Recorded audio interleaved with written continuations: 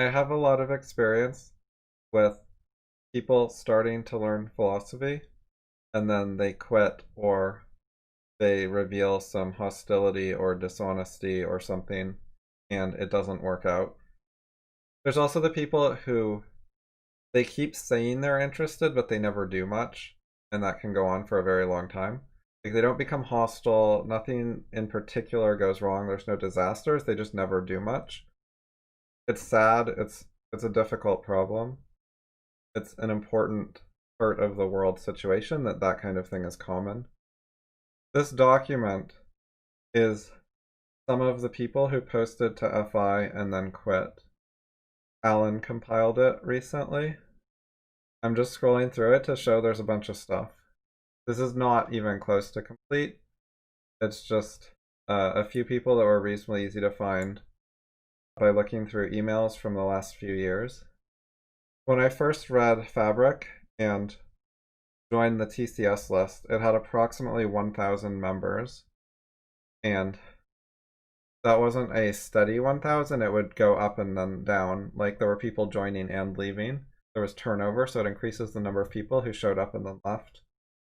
The number who actually, wrote very many posts and then quit is a lot lower, although there were a lot of lurkers who told themselves they were involved, they cared, they were smart, they understood it, etc., and then quit. So even if they didn't post, it can be kind of a similar thing. The hardest for me was when DD quit. That's like probably worse than everyone else combined, because I was very used to having an intelligent discussion partner for everything on short notice who could give me critical feedback and actually point out my errors. And then after he quit, there was no one on my level, basically. In general, I don't think I could have helped it. Like, I've put a lot of effort into this problem. Like, I've tried to be helpful to people, to figure out what goes wrong, etc. So I've made a serious effort. So I basically blame them. I think that I did more than my share. Like, I think I did more than a neutral level of helping people or making education accessible or whatever else. So if they're still feeling, I'm not going to take the blame. Like, I think I was a positive force rather than a negative force. With a lot of them, I find that they're quite dishonest, and like it often turns out they were like hostile months ago and they were hiding it, and they were dishonestly pretending they weren't hostile when they were. That kind of thing is really common. I've gotten better at noticing it earlier. Sometimes I tell people they're hostile and then they deny it. Like my ability to detect that someone is hostile is frequently better than their own introspection. Like they won't even admit to themselves they're hostile when I can clearly see it. One of the things I think helps people is if they do some sort of timekeeping to see how they spend their time. So that's what the weekly journaling one is advocating. I talked about more detailed timekeeping in the first one, but maybe if that's too hard for people, just doing once a week, write down roughly how many hours you spent on what during the previous week is an easier way to do it while still having most of the benefit. Because a lot of people, like, they don't have good control over what they do with their time, what they do with their life. And just measuring it, observing it, recording the data is a really good way to start figuring things out. A lot of people don't do that because they're too judgmental. They pressure themselves. Like the moment they see they're doing a certain activity, they think that it's bad or something. They think like spending time on Facebook is bad. So if they start keeping track of how much time they spend on Facebook, they feel bad and they feel guilty. So it's really important to look at what you do with an open mind.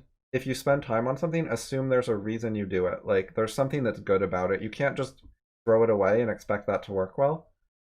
You have to try to figure out like what role it plays in your life and consider whether it should be changed with an open mind. Like don't assume from the outset that it's bad. Actually like consider it and consider the arguments for both sides rather than thinking you already know the answer. And then if you do decide to make a change, don't do it right away. Like keep track of what you do for a while, then ponder it for a while, and then make changes later. It talks about some of this a bit in the book called The Easy Way to Quit Smoking. My friend used this book to quit smoking and found that some of the advice in it applied to a lot of stuff other than smoking. Like it talked about smoking a cigarette and trying not to be judgmental and not feel guilty and try to pay attention to what it's like and whether you're enjoying it and whether you like the taste. Like just sort of honestly trying to understand what's going on and pay attention to it. And to separate that from actually trying to quit. Like there's an information gathering stage and then later you decide what to do about it. Sometimes if people just understand what's going on better, they actually change their preferences. Like if you try to quit without understanding it very well, it can feel like a sacrifice, you can be conflicted.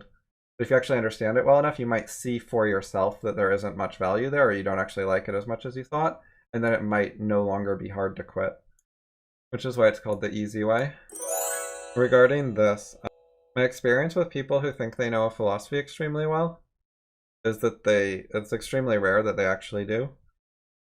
And the best way to check is if they've written stuff like books or blog posts.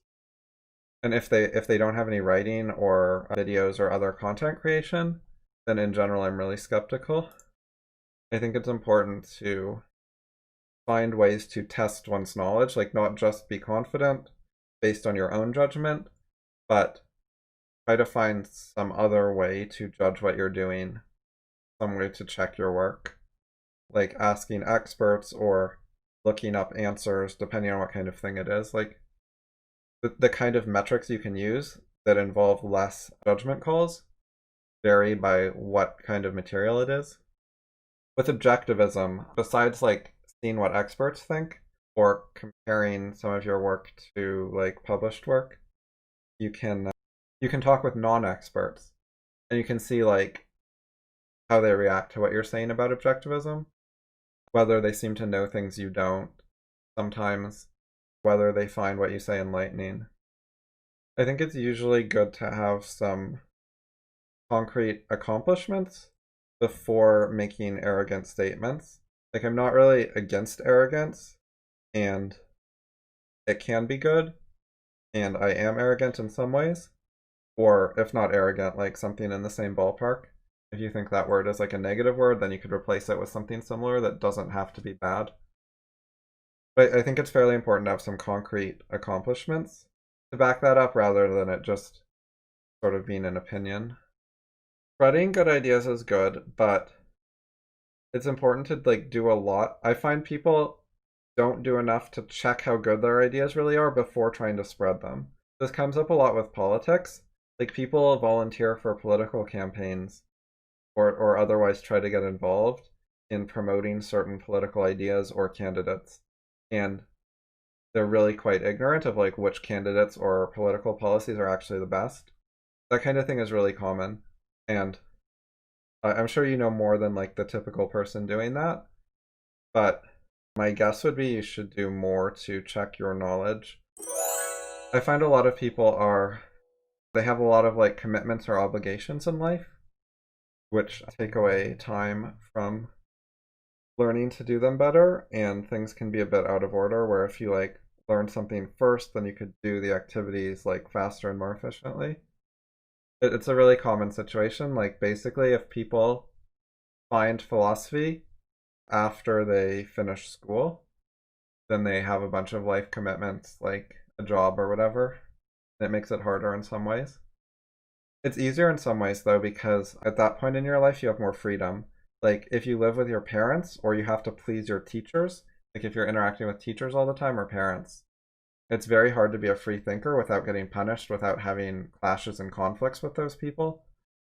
A lot of people, I think, they get so used to being really reliant on other people for the first 20 years of their life that when they get a job and they have more freedom and they live on their own, they don't always adjust properly. Like they don't realize that they can just not care what other people think as much as they used to.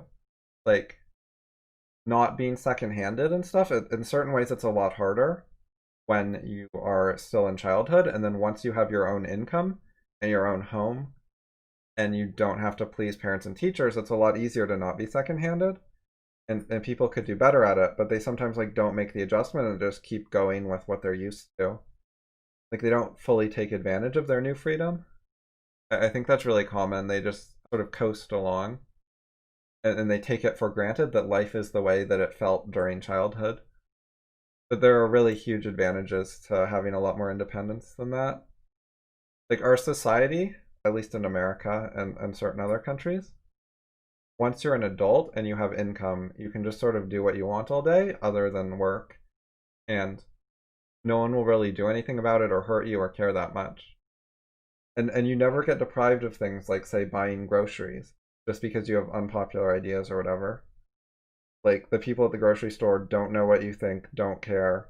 They'll just interact with you and treat you like a normal person, even if you have antisocial ideas or something.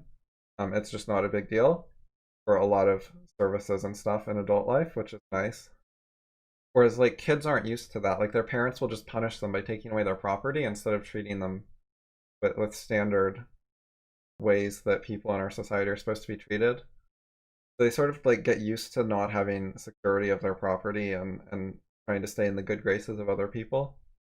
And then sometimes they get a girlfriend, they get a wife, and that person puts the social pressure on them, and then they have kids and they want to look like a good parent to the other people, and so there are ways that they can keep the second-handedness going. Interactions with coworkers can be problems too. Like, if there's office politics, that's even worse than just trying to fit in and be like reasonably acceptable to your coworkers. It's easier if, for example, you work from home like I do. Besides the philosophy stuff, I do freelance programming from home.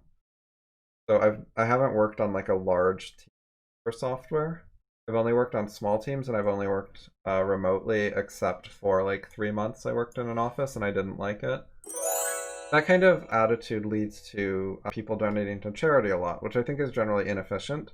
Like, the reason they do it is they know they're not personally contributing to improving the world in some sort of big way, but they think that that's important, it's something they should do, so they try to outsource it by contributing some money to the people who are doing it so that they can specialize in whatever their career is, and then the charity workers can specialize in their important thing.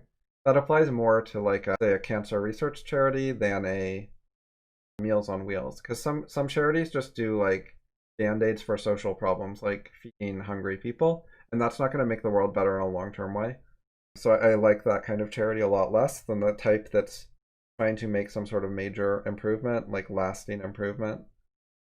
Because the people who just like help the poor and unfortunate or whatever, it's like pouring water into a leaky bucket. Whereas if it's like scientific research, that is a good example of the kind of thing that potentially will make things better in the long run. Of course, businesses also are good at making things better in the long run. But I was thinking about like charities. Or environmentalism is one where, like, as bad as they are, it's at least looking at the bigger picture instead of just dealing with only short-term problems. There's something good about that kind of idealism, at least partially. So anyways, I grew up in that kind of culture, and so that contributed to when I found TCS, I'm like, oh, right, so this is like, an even better cause. Like, I came from a culture where people like actually care somewhat about causes, or at least say they do, and I believed them. And I found a really good cause, and I thought the people involved would like care about causes. Right, so I found TCS and I thought like, oh, here's a good cause, like it's an even more important cause than the other ones because like parenting is so fundamentally important. Like when parents act badly, they like fuck up the next generation, then fuck up the next generation and so on forever. Like fixing the cycle of fucking up the next generation is one of the most important causes there is. It's like a root cause of so many other things. If parents would act better, it would solve a lot of other problems. If not immediately, at least after a few generations. Like the reason it's so hard to find rational people to have discussions online is because parenting is so universally destructive to people's rationality. Like that's the number one cause. And like you can blame schools. There's more material that blames schools and talks about how bad school is in existence. Like that's a more common theme you see. And like they're not wrong exactly. But if parents were better, they would homeschool, or at least only send their kids to a school that was actually not terrible, which I don't know if there actually are any, but they would actually like check out what the school is like, not just send their kids there and assume school is okay. Like I don't think the parents can punt on responsibility for sending their kids to a bad school. I think that's inexcusable. It does vary by country somewhat. Like I think in Germany, homeschooling is very suppressed. But in like the US and Canada and the UK and various countries like that, you can definitely homeschool. You not have to force your kids to put up with bad teachers.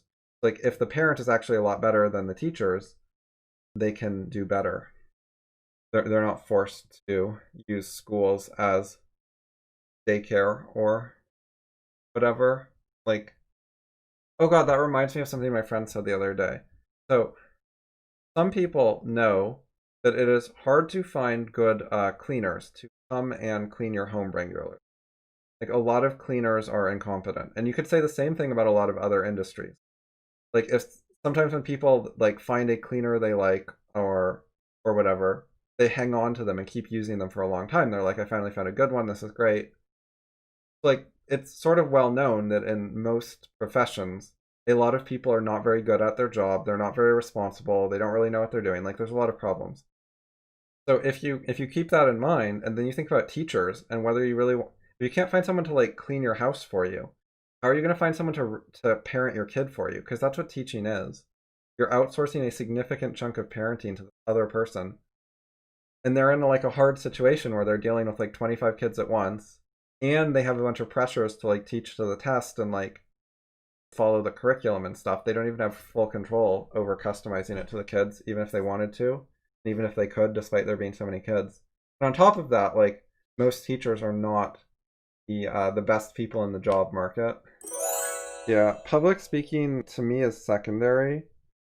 I started with writing and did almost exclusively writing for, call it 10 years when I started learning philosophy. And then I started doing some videos more. And when I first made videos, I screencasted writing emails and I didn't talk very much. I just wrote emails like normal and I occasionally talked a little. And after making like 25 videos like that, I, talked more often and got more used to it. And then I've made other videos and stuff and I talk more now, which is okay. There's some value in it, but writing is my true love. Like I don't take verbal discussion fully seriously. Like I think if someone's really serious, they'll write. That's writing is like the best way for explaining the most important ideas. I view verbal stuff as like supplemental material. Like it can help flesh things out, it can help explain it more, it can help from an educational perspective. But I think like the core most important material ought to be written if it's actually serious. I view verbal stuff as sort of like optional extras, not like a main event. I know a lot of intellectuals don't seem to see it that way. Like they like giving lectures and being public speakers and having debates where they go to the same place in person and stand on a stage together for a time limit. And that's not at all how I see like a serious debate. Like if you really want to get to the bottom of the issue, you should do it in writing, you should do it asynchronously, you should do it over time. Like why not take a few days to think about your reply and have the discussion last for a few months and not have time limits. And like the way people deal with debates, it's such a social event because they basically have to make the time even, because it's like whoever talks the most gets the most time to try to impress the audience. It's like a competition to somehow pander to the audience, get their attention, impress them something. And debates should not be like that. Like there's very little interaction in normal stage debates because each person like gets their time where they're talking for like multiple minutes straight. They don't really get to grill each other and actually get clear answers to their questions. And they don't want to use their time to ask the other guy questions because they're trying to use their time to say their point. But like if their goal was actually truth seeking, they would be asking each other more questions and they wouldn't be trying to hog the spotlight. Like the way they want to hog the spotlight shows that what they care about is like audience perceptions, not the discussion with the other guy on the stage.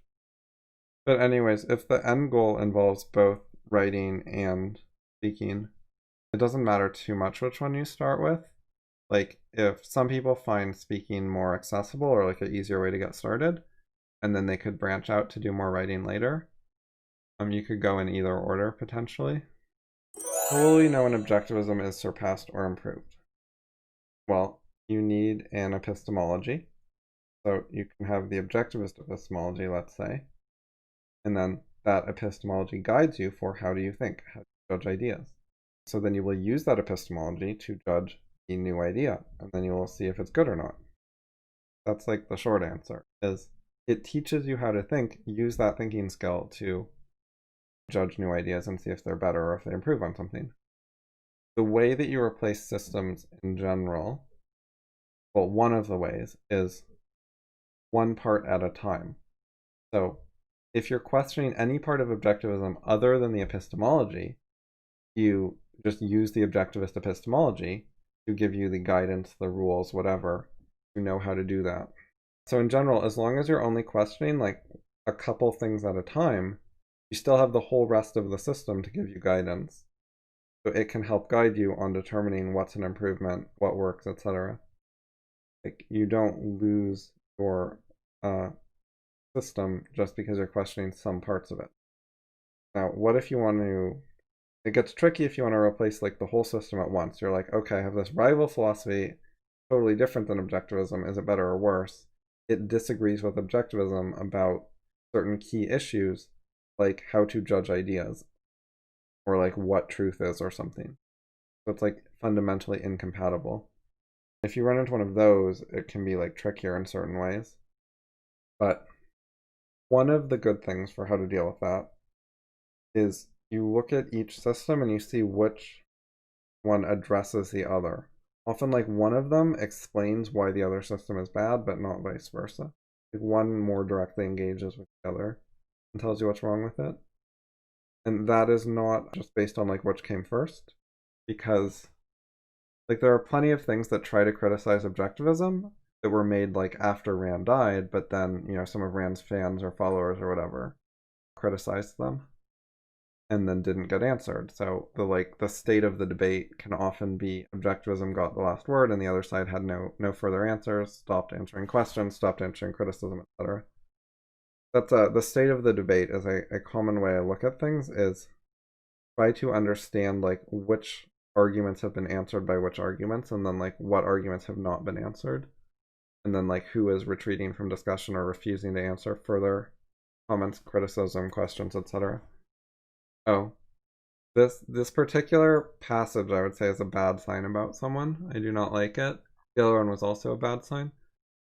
Okay, so the other thing is, if you want to improve on objectivism, what you really need to do is you need to come up with new ideas that both explain like why they're good, what the point of them is, what problems with objectivism they're solving, like what were the weaknesses of objectivism, what are your criticisms of objectivism, and how does this new system do better and solve those problems. And it needs to address like objectivism arguments and questions and whatever. So it's like you need to explain it in a way that an objectivist would see that it was better, like that it would satisfy his concerns. Oh, I just said like if someone wrote that passage, either of the passages, it's a bad sign about that person. Like there are some questions where I'm like, that's a good question, that's interesting, but this is like a bad question. It's not what you say when you're making progress. Unless you're like very early stages and you're just really confused, and like maybe you just say your confusions at the beginning and you have to start somewhere.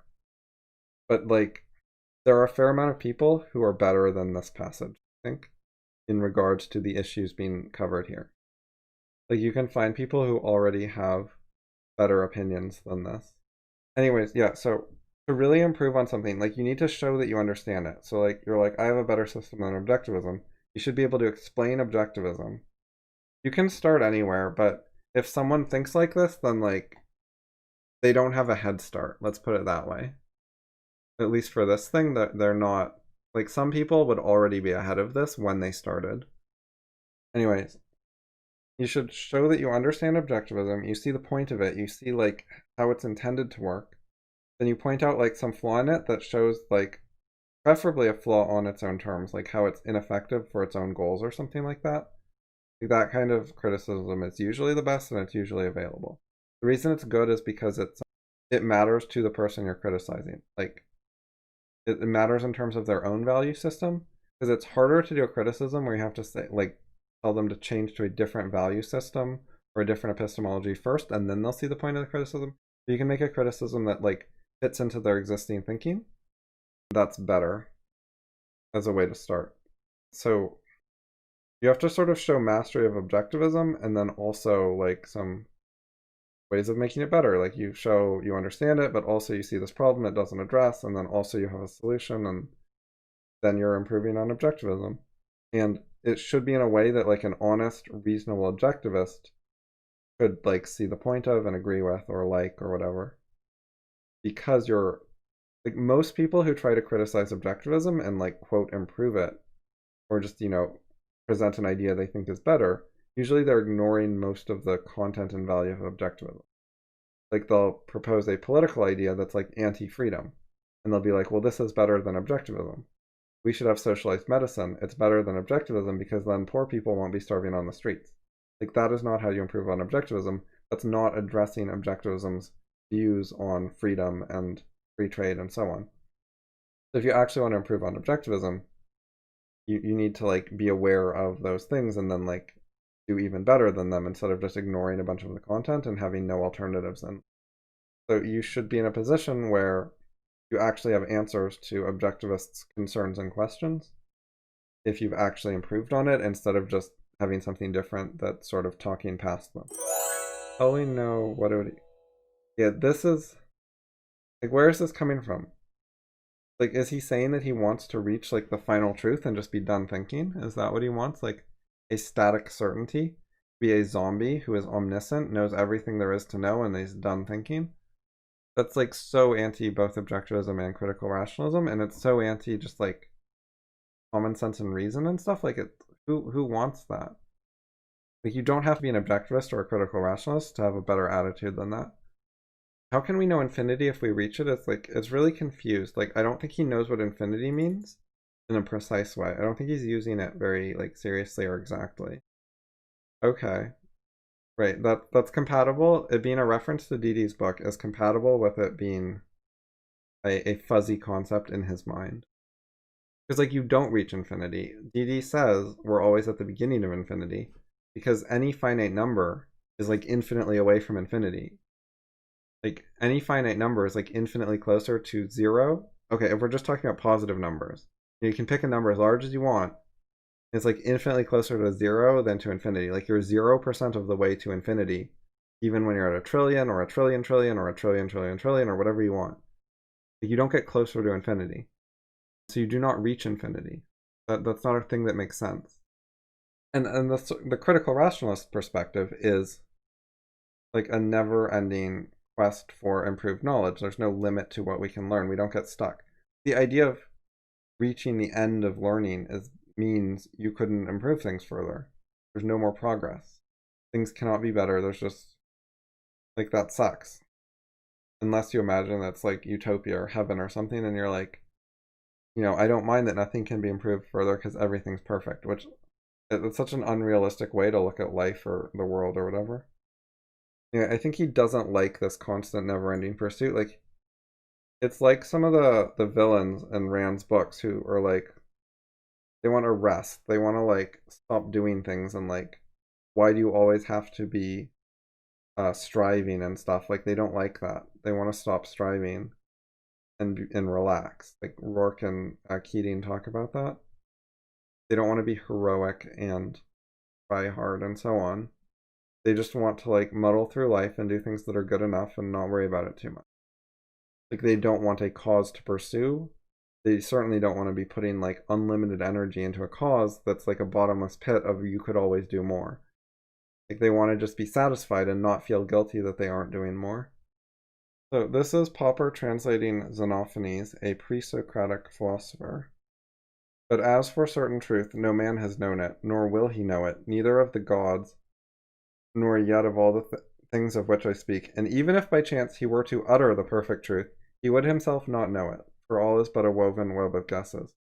Even if you said something that was the truth, that was, like, absolutely the perfect final truth that could never be improved, there's no way to know that. Like, there's no way to prove it.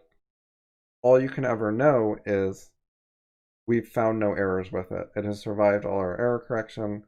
It's the best we can come up with. We don't see anything wrong with it. That's the best knowledge gets to. Which is not a bad thing. There's nothing wrong with that. It works. Like, all the power of science, all the effectiveness of our technology is built on that. Like, it is good enough for cell phones and computers and whatever, cars, planes. It's good enough to go to the moon. People want certainty so they can like close the book on things. So it's like beyond question. And it never has to be thought about again. Like they know the answer, it's done.